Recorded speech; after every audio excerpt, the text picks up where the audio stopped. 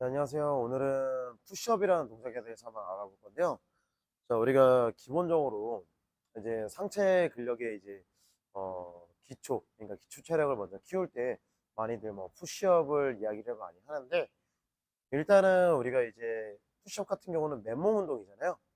맨몸 운동을 이제 뭐 CKC, 이제 다친 사슬 운동 이런 식으로 부르는데, 우리가 이 푸시업 같은 경우는 손을 바닥에 대고 발도 바닥에다 댄 상태에서 이렇게 몸통을 사실상 움직이는 겁니다.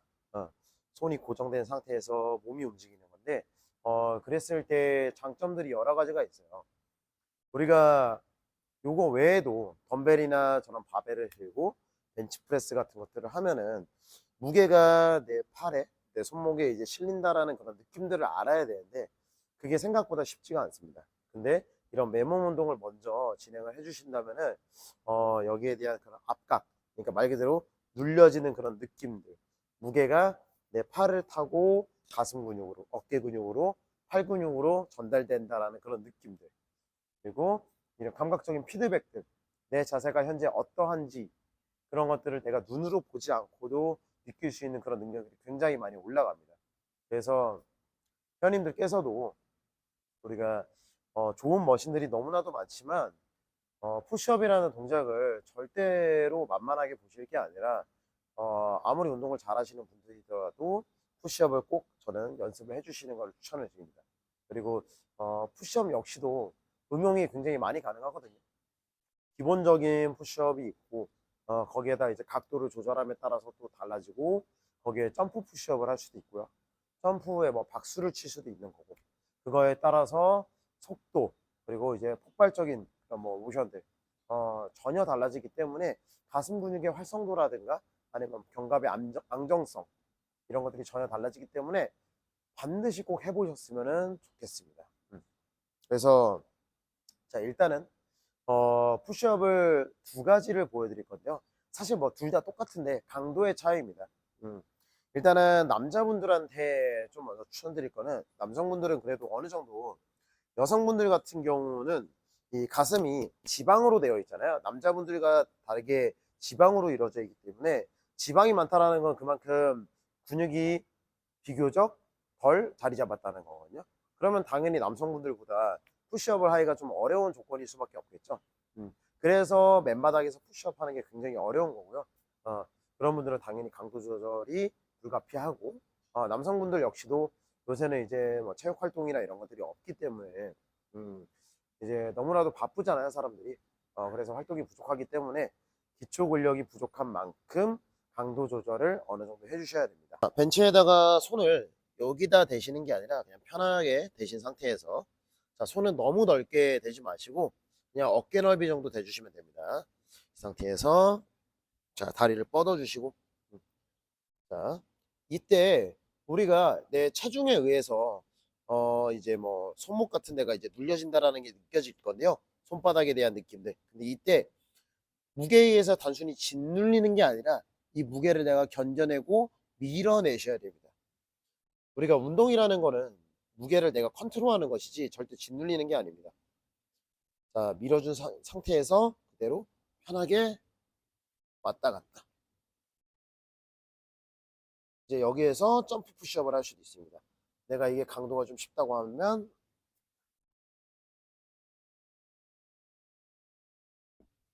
이런 식으로. 근데 이때 자, 우리가 머리부터 발끝까지 일자라고 생각하시면 되거든요.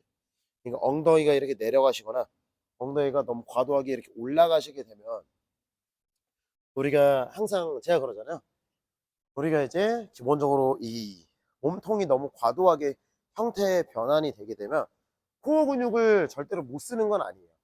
하지만 어쨌든 쓰기 어렵다라는 거는 사실이기 때문에 대부분 초보자 대부분 초보자분들은 코어 근육을 잘 사용하지 못하는 상태이기 때문에 웬만하면 형태를 좀 더 비교적 안정적인 상태로 만들어 놓고 하시는 게 좋습니다.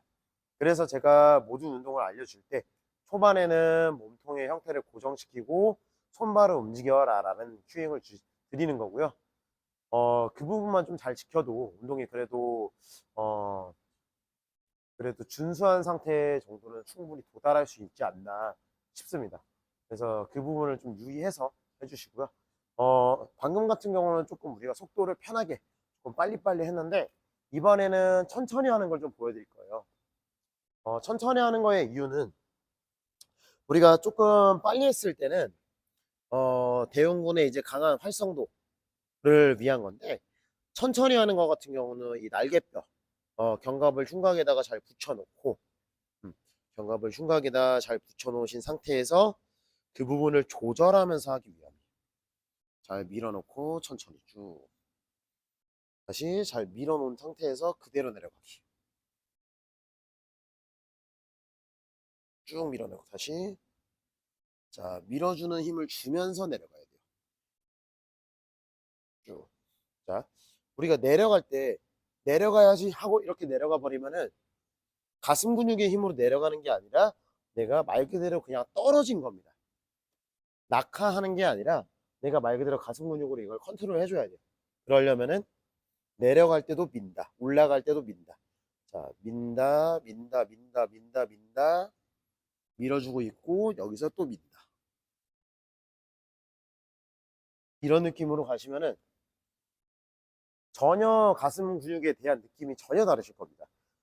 분명 아까까지만 하더라도 내가 이 푸시업을 하는데 30개, 40개, 50개, 뭐 100개까지도 굉장히 쉽게 가능했는데 10개도 안 되는 개수를 하는데 왜 이리 힘들지? 라는 생각을 하실 거예요.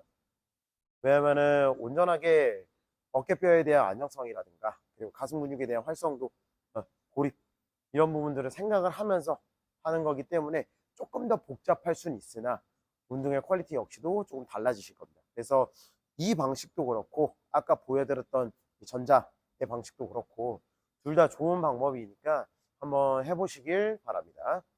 이번에는 자, 여성분들이 할 수 있는 방법을 조금 알려드릴 거고요. 자, 여성분들은 이 벤치에다가 손을 대고 하기에는 조금 근력이 부족하신 분들도 많기 때문에 그거보다 높이를 좀 더 올려주시는 걸 추천을 드립니다. 그리고 우리가 높이가 단순히 올라가는 걸 떠나서 좀 더 이런 바로된 형태를 추천드리는 거는 손목을 내가 꺾인 상태가 아니라 이렇게 세워준 상태를 만들 수가 있습니다. 근데 어쨌든 벤치 위에다 손을 대게 되면 손목이 자연스럽게 이렇게 꺾이게 돼요. 과신전이 일어나면서 어쨌든 부하가 더 많이 걸릴 수 있는 환경을 만들어 주거든요. 근데 이때 우리가 단순히 손목이 약한 걸 떠나서 이 어깨 쪽에서 밀어내는 힘들이 약하게 되면 팔꿈치와 손목에서 그 부하를 더더욱 감당하게 되고 그러면 과부하가 실리면서 손목이 결국에는 통증이라든가 불편함이 느껴지게 되는 것입니다. 그래서 우리가 집에서도 일어나려고 손을 짚거나 아니면 걸레질을 하는데 손을 짚었다가 이랬을 때 이런 행위들을 했을 때 손목이 아프신 분들은 과연 내가 손목이 너무 약해서일까도 생각을 해보셔야 됩니다. 물론 손목을 너무 과도하게 많이 써서 자주 써서 그러신 분들도 있지만 우리가 이 어깨에서의 안정성이 받쳐주면은 팔꿈치 손목 역시도 비교적 안정적인 포지션을 상태를 유지할 수 있기 때문에 항상 우리가 날개뼈의 안정은 상체의 전반적인 안정성을 만들어준다라고 생각을 하시면 되겠습니다. 그래서 자 보여드리면 자 손은 마찬가지 어깨 넓이 정도 잡아주시고 자 바로 이렇게 뒤꿈치를 들어주시는데 자 머리부터 발끝까지 일자 자 이 상태에서 우리가 좀 더 상체가 더 세워져 있기 때문에 뒤꿈치를 조금 바짝 들어 주셔야 돼요. 뒤꿈치를 바짝 들어 주시고 무게중심을 앞쪽으로 실어 주신 상태에서 그대로 자 미는 힘을 주면서 내려간다. 미는 힘을 주면서 내려간다. 다시 미는 힘 주면서 내려갔다가 업 미는 힘 주면서 내려갔다가 업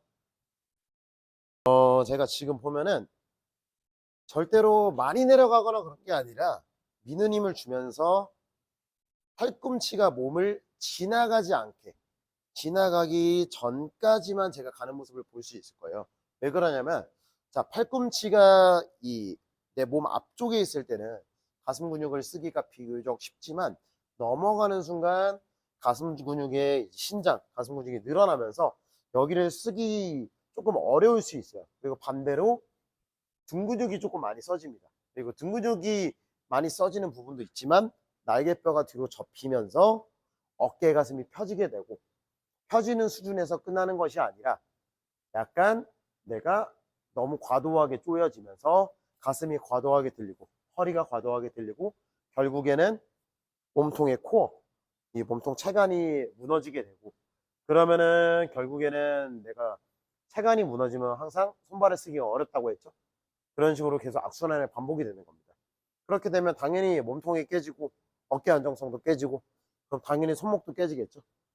이런 것들이 여기서 시작을 할 수도 있고 여기서 시작을 할 수도 있고 반대로 여기서 문제점이 시작할 수도 있고, 우리 몸은 전부 다 연결이 되어 있기 때문에 어디에서든지 문제는 시작될 수 있습니다.